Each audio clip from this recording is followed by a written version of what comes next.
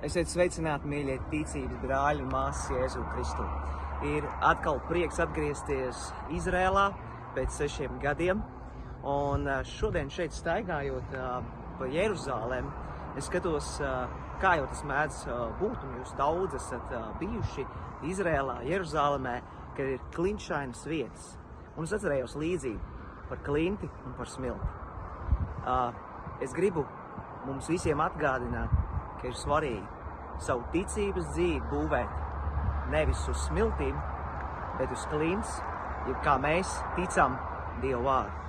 Dieva vārds paliek mūžīgi, un to arī saka Dieva vārds, to saka Dievs, ka viņa vārds paliek. Viss aiziet bojā, un mēs zinām, ka arī šī pasaule vienu dienu aizies bojā.